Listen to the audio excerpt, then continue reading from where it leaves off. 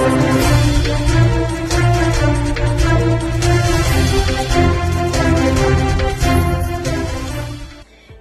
આગની ઘટનાઓ વચ્ચે પુણા ગામ ખાતે વહેલી સવારે ગેસની બોટલનો બ્લાસ્ટ થતા 6 લોકો દાઝી ગયા હતા, જેઓને તાત્કાલિક સારવાર માટે હોસ્પિટલે ખસેડાયા હતા.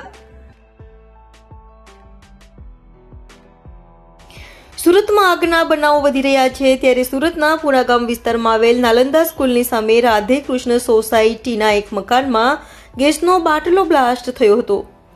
વહેલી સવારે ગેસનો બાટલો બ્લાસ્ટ થતા 6 લોકો દાઝી ગયા હતા, જેઓને સ્થાનિકોએ તાત્કાલિક 108 એમ્બ્યુલન્સની મદદથી સારવાર માટે સ્મીમેર હોસ્પિટલે ખસેડ્યા હતા.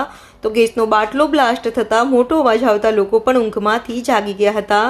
તો ગેસ બોટલ બ્લાસ્ટમાં દાઝેલા 6 લોકો 30 થી 40% જેટલા દાઝ્યા હોવાનું કહેવાય રહ્યું છે. હાલ તો સ્મીમેરમાંથી તમામ દાઝેલાઓને વધુ સારવાર માટે કિરણ હોસ્પિટલે ખસેડાયા હતા.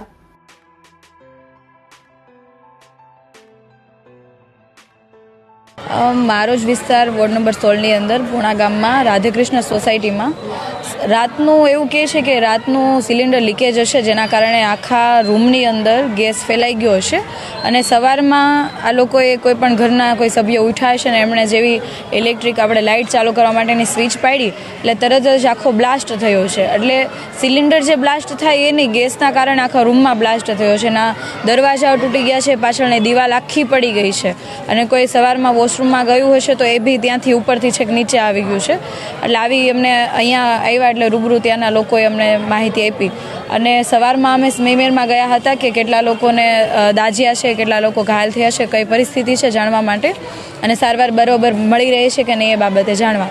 તો ત્યાં સારવાર દરમિયાન અમે પેલા જેટલા દાઝેલા લોકો હતા એમને મળ્યા અને એમના પરિવારજનોને પણ મળ્યા અને એ લોકોનું એવું કહેવું હતું કે અમે કે સ્મીમેરમાંથી અત્યારે કિરણ હોસ્પિટલમાં ટ્રાન્સફર કરીએ છીએ, અમને કિરણ હોસ્પિટલમાં જવું છે.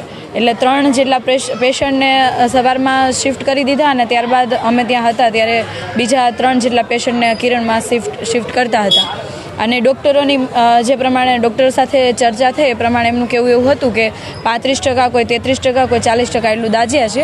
અત્યારે બધા જ જે સભ્યો છે, જે પેશન્ટ છે, બધા અત્યારે હાલમાં સ્ટેબલ છે, એટલી માહિતી છે.